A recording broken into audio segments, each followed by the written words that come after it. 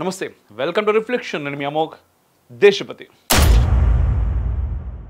మనం reflection demonetise అయిన కారణం చేత రిఫ్లెక్షన్ ప్రో అని రిఫ్లెక్షన్ న్యూస్ అని శ్రీస్తుతి టీవీ అని సనాతన స్కూల్ అని డిఫరెంట్ ఛానల్స్ ద్వారా మనం కంటెంట్ని పెడుతున్నాము అండ్ చాలా మంచి కంటెంట్ కూడా వస్తుంది. So please group of channels అన్నింటిని కూడా సబ్స్క్రైబ్ చేయండి. లింక్స్ అన్నీ కూడా మన డిస్క్రిప్షన్లో ఉంటాయి అండ్ కామెంట్లు కూడా పిన్ చేసి పెడతాము. ఎట్ ది సేమ్ టైం ఇవన్నీ కూడా సెట్ అయ్యే వరకు మనం చాలా పనులు చేస్తున్నాము. ఎట్ ది సేమ్ టైం మనం కాంక్లేవ్స్ అనుకుంటున్నాము, ఇంకా చాలా చేయాల్సింది ఉంది. సో మీ ఆర్థికంగా మీరు మాకు సహకరించండి. ఇంకొద్ది రోజులు మాత్రమే ఖచ్చితంగా మనం అతి త్వరలో చాలా అద్భుతంగా సెట్ అవుతాం. విలియం డాల్రెంపుల్ విదేశీయుడే గాని ఇండియన్ హిస్టరీని లోతుగా అధ్యయనం చేశారు.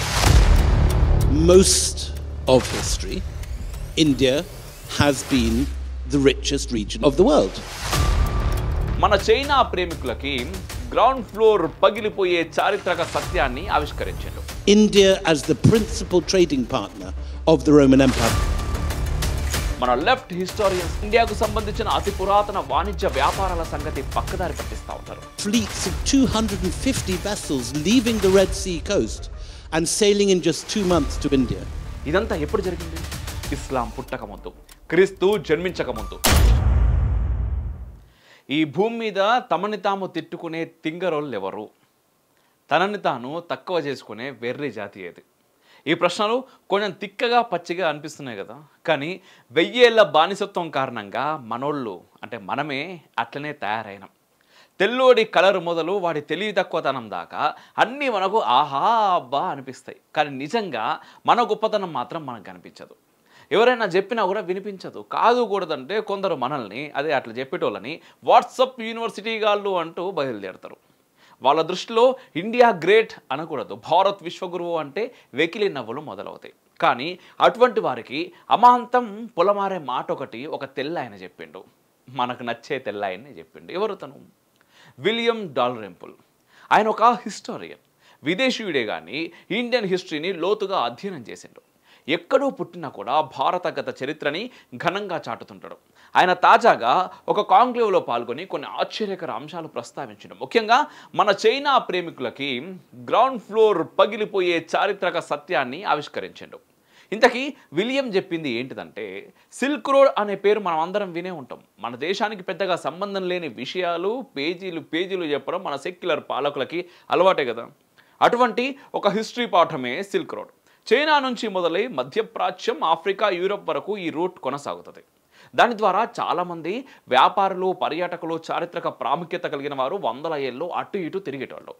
సిల్క్ రోడ్ నిజానికి ఇండియా లోపల నుంచి వెళ్ళేది కాదు. చైనా, ఈనాటి POK, పాక్, ఆఫ్ఘనిస్తాన్, ఇరాన్ వంటి ప్రాంతాల గుండా సాగేది. అంటే మనకు నేరుగా సంబంధించింది కాదు. అయినా మనోళ్ళు ఇప్పటికీ 5వ క్లాస్ పిల్లాడికి మొదలు UPSC పరీక్షలు రాసే బ్యూరోక్రాట్స్ అయ్యే వారి వరకు అందరికీ సిల్క్ రోడ్ సిల్లీ పాఠం చెబుతూనే ఉంటారు. అసలు చెప్పాల్సింది ఏంటి? 1000 సంవత్సరాల క్రితం నుంచి భారత్ సజీవంగా ఉంది. మన నాగరికత వయస్సు చాలామంది జుజిబిలకు అంతు కూడా పట్టదు. కాబట్టి ఎంత వీలైతే అంత తక్కువ చేసి చూపిద్దామని దగులుబాజీ ప్రయత్నాలు చేస్తుంటారు. బ్రిటిష్ కాలపు కల్తీ బ్రెడ్ హిస్టోరియన్స్ ఆర్యులు ఎక్కడి నుంచో లగెత్తుకొచ్చిరని, అంటే దాన్ని నమ్మే ప్రచారం చేసే వ్యాపారానికి వాడుకునే ఇంటి దొంగలు ఇప్పటికీ మన మధ్యనే ఉన్నారు. అంతేకాదు వేదము, వేదాంతము, సంస్కృతము ఎన్ని భారతీయ భూభాగంలోకి ఎవడో చదువు సంధ్య లేని పశువుల కాపరి గుర్రమెక్కి చకచక వచ్చేశాడని, ఇక్కడున్న ద్రవిడ మూల వాసుల్ని అణచివేశారని నిస్సిగ్గుగా పుస్తకాల్లో అచ్చేసుకుంటూనే ఉంటారు వాటన్నింటిని వదిలేసి. ఆ అచ్చేసే ఆంబోతులు ప్రపంచవ్యాప్తంగా ఎంతమంది official historians Aryan invention theory ఖండించినా కూడా పట్టించుకోరు. ఇంకొందరైతే 5వ శతాబ్దం 6వ శతాబ్దం దాకా భారత్లో బ్రాహ్మణులే లేరని వింత సోది చెబుతూ ఉంటారు. ఇరాన్ నుంచి ఇటుగా వచ్చిర్రంట వేదం, సంస్కృతం తెలిసిన బ్రాహ్మణులు. ఇప్పుడు హిస్టరీ కాకుండా ఈ స్టోరీ అంతా ఎందుకు చెప్తున్నాం అనుకుంటున్నారా? విలియం అనే చరిత్రకారుడు సిల్క్ రోడ్ గోల గురించి ప్రస్తావించాడు. చైనా నుంచి ఆఫ్రికా, యూరప్ దాకా సాగే సిల్క్ రూట్లో గొప్ప వాణిజ్యం జరిగేది అంటూ మన లెఫ్ట్ హిస్టోరియన్స్ ముచ్చట్లు చెప్తా ఉంటారు.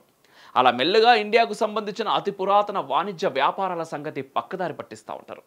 ఈ నక్క తెలివితేటల్ని విలియం తాజాగా బయటపెట్టిండు. ఆయన చెప్పిన దాని ప్రకారం కన్యాకుమారి నుంచి గుజరాత్, సింధ్ సముద్రం తీరం వరకు మనకు ఎన్నో ఓడరేవులు ఉన్నాయి. వాటి ద్వారా 1000 ఏళ్ళలో ఆఫ్రికా, యూరప్ ఖండాలు మనతో బిజినెస్ చేశాయి. తూర్పు వైపున భారత్కు ఉన్న సముద్ర తీరం వెంట కూడా తమిళనాడు మొదలు ఈనాటి బంగ్లాదేశ్, మయన్మార్ వరకు ఎన్నో ఓడరేవులు. అక్కడ కూడా నిరంతరం వ్యాపారం, విదేశీ లావాదేవీలు కొనసాగుతున్నాయి. ఈనాటి థాయిలాండ్, కాంబోడియా, వియత్నాం మొదలు జపాన్ దాకా భారత్ ప్రభావం చరిత్రలో మనకు కనిపిస్తుంది. ఇవేవి మన పాఠ్యపుస్తకాల్లో పెద్దగా కనిపించవు. చైనాను హైలైట్ చేసే సిల్క్ రోడ్ మాత్రమే మనకు సిలబస్. ఇండియా తాలూకు వేల ఏళ్ల నాగరికతను నిరూపించే విదేశీ వాణిజ్యం, పురాతన రాజ్యాలతో మన దౌత్య సంబంధాలు మాత్రం జస్ట్ హిస్టరీ బుక్లో చిన్న చిన్న పారాగ్రాఫ్స్. కుట్ర ఎంత దారుణంగా జరిగిందో అర్థమవుతున్నది కదా. విలియం డాల్రింపుల్ అనే ప్రఖ్యాత హిస్టారియన్ రీసెంట్గా చేసిన ప్రసంగంలో మనకు పురాతన రోమ్ సామ్రాజ్యానికి ఉన్న అనుబంధం ఎత్తి చూపిండు. భారత్ తీరం నుంచి ఇటలీలోని రోమ్ వరకు, రోమ్ నుంచి ఇండియన్ హార్బర్స్ వరకు వందల నౌకలు గుంపులుగా తిరిగాయి. ఇందుకు కారణం ఏంటో కూడా విలియం చెప్పిండు. ప్రపంచంలో మరే దేశానికి లేని ప్రత్యేకత మనకున్నది. అదే సహజమైన అనుకూలమైన ఋతుపవనాలు. మనకు 6 నెలలు హిమాలయాల దిశగా గాలులు వీస్తాయి, మరో 6 నెలలు హిమాలయాల నుంచి బలమైన గాలులు వీస్తాయి. అంటే నౌకలు ఎలాంటి కష్టం లేకుండా ముందుకు సాగిపోవచ్చు అన్నట్టు.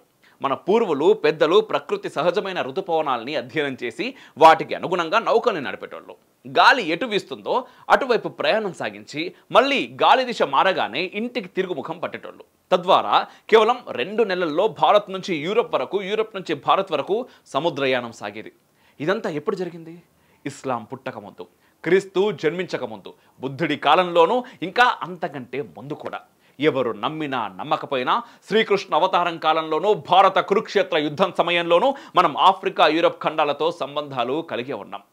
భారత భాగవతాల్లో అన్నీ రాసే ఉన్నాయి. అయినా నేను నమ్మను అనే మూర్ఖుల్ని మనం చేయగలిగింది కూడా ఏమీ లేదు.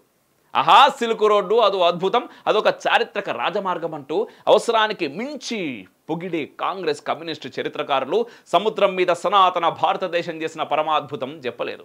కానీ సాక్ష్యాలు, ఆధారాలు ఏదో ఒక రోజు వెలుగు చూడకుండా ఉండవు కదా. చారిత్రక ఆధారాలతోనే మాట్లాడాడు విలియం. ఆయన చెప్పిన దాని ప్రకారం పురాతన రోమ్ సామ్రాజ్యపు బంగారు నాణాలు చాలా వరకు ఎక్కడెక్కడ దొరికాయంటే ఇటలీ, గ్రీస్, బ్రిటన్, ఫ్రాన్స్, జర్మనీలో. మధ్యధరా సముద్రం, నైలు నది తీరాల్లోనూ రోమ్ నాణాలు లభించాయి. మరి సిల్క్ రోడ్ వెంట దాదాపుగా నథింగ్. అంటే చైనా, రోమ్ మధ్య వాణిజ్యం సంగతి ఏంటి? మన హిస్టరీ బుక్లో సృష్టించిన విషయం అక్కడేం లేదన్నమాట. రోమ్తో మన సంబంధాల గురించి కేవలం నాణాలు మాత్రమే కాదు, వేల ఏళ్ల కిందటి చరిత్రకారులు, తత్వవేత్తలు, రచయితలు కూడా చెప్తున్నారు. ఇండియా, శ్రీలంకతో అప్పట్లో రోమ్ సామ్రాజ్యానికి దౌత్య సంబంధాలు పుష్కలంగా ఉండేవి. అందుకు పక్కా సాక్ష్యం ప్లీనీ రాసిన గ్రంథాలు.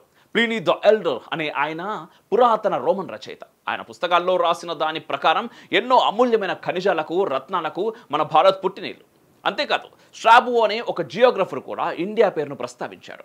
అతను పురాతన ఈజిప్టుకు చెందిన భూగోళ శాస్త్రజ్ఞుడు. వేలాది ఏళ్ల క్రితం ఆయన తన గ్రంథంలో ఎర్ర సముద్ర తీరం నుంచి బయలుదేరిన వందలాది నౌకలు 2 నెలల్లోనే భారత్ చేరావని రాశాడు. ఇదంతా మన సోకాల్డ్ మేధావులు చెప్పే ఆర్యుల దండయాత్ర సమయం కంటే ముందే. అప్పటికే విశ్వగురువు భారత్ ఆఫ్రికాతోనూ, యూరప్తోనూ వాణిజ్య, దౌత్య, సాంస్కృతిక సంబంధాలు కలిగి ఉంది. విలియం డాల్రింపుల్ అనే ఈనాటి ఒక విదేశీ చరిత్రకారుడు, వేల ఏళ్ల కిందటి మరో రోమన్ రచయిత, ఇంకో ఈజిప్టియన్ జియోగ్రాఫర్ అందరూ చెప్తున్నది ఒకటే: ఇండియా అంటే సజీవ ప్రవాహం. ఇది ఎప్పటి నుంచి ప్రవహిస్తోంది? మన నాగరికత పుట్టింది ఎక్కడ? ఎప్పుడు మొదలైంది?